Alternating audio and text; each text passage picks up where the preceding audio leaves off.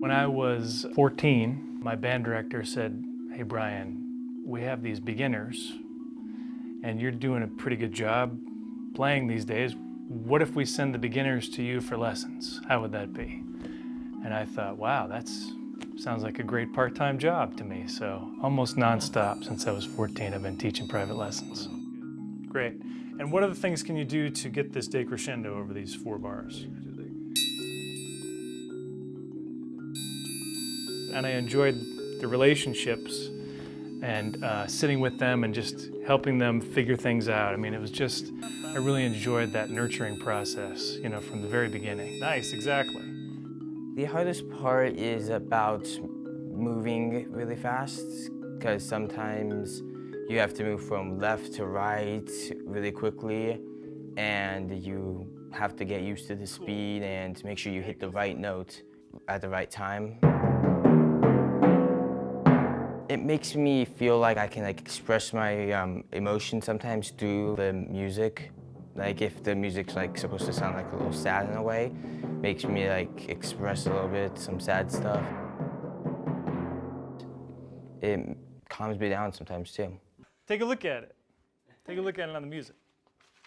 What's the most efficient way to get this stuff across to a really young mind? Let's just start at the top.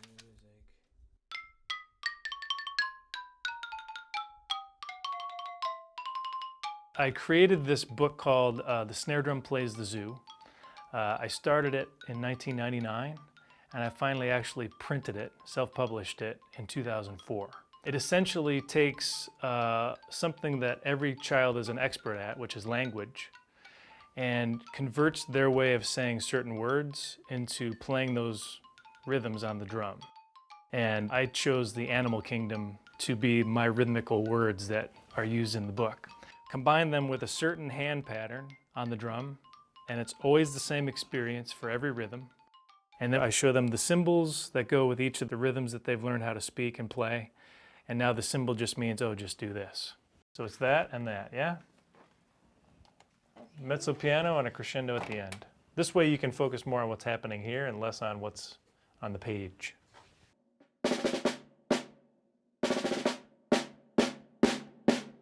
It's really based on the same way we all learned how to speak and then read and then write language.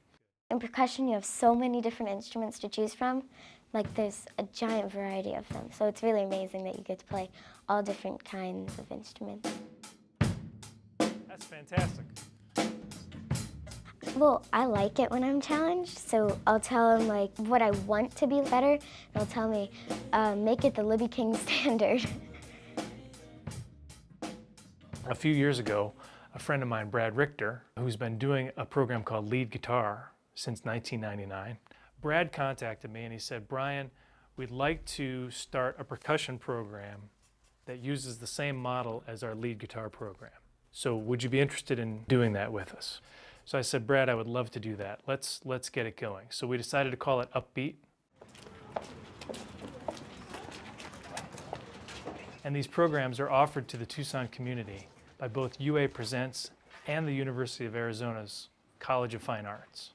Kingfisher, Kingfisher. And they work on group drumming skills. They're learning to read music notation. They're learning to play as a group. They're doing things like composing their own music. They're doing a little bit of improvisation. Just like when you took your first steps and you might have fallen down, you just have to keep doing it over and over again and getting these kids this practice this early, getting them thinking creatively, thinking outside the box. I mean, it has plenty of dividends in music that it's going to pay off on, but that kind of thinking pays off in any realm of life.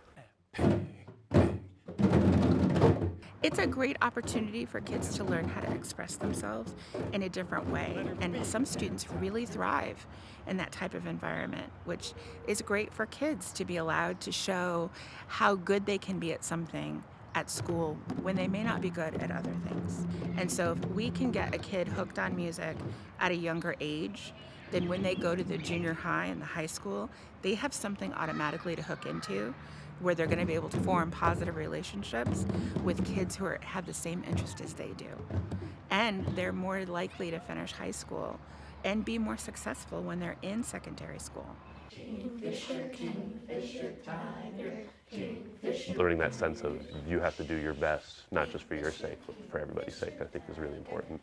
And it's amazing hearing some of these kids' stories and the things that they have to deal with. And then they come in here and it's like, you're a band, or you're an orchestra, or you're part of the Upbeat class. And none of that stuff matters. Here, you're a musician. Here, you're playing with us. Here, we're making music together. Just maintaining and developing a relationship with the student is absolutely top priority, because without that, nothing else can really take place on a genuine level.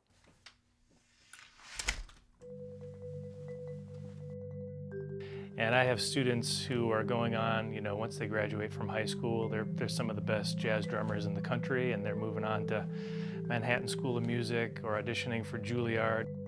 The important thing that my students get is just to get a positive connection with themselves, so that they know how to talk themselves through difficulties, challenges, and come out on the other side with more understanding of themselves and the challenge that they've actually faced and gotten through and succeeded at. Yeah, it was much better, right? That's really what this is about. And it doesn't matter if we're playing drums or violin or really anything. It's just about, how do I go from not knowing something to being an expert at it as quickly as I can, as honestly with myself as I possibly can. Cool? Yeah. Great. You can share the love of your instrument together, and even the whole band. You share the love of making music together. So I want to be in things like that, and I think that I will continue with music because I love it so much. So there's this development of self-awareness, awareness in the moment, like what's really happening right now as I'm having this experience. I know that the best thing to do is just give them something every time they walk in and let them leave with a positive outlook on whatever we're doing. It's way more than that. It's helping their child actually learn to be good people. And that's what I strive for every day when I walk down here. It's really important to me.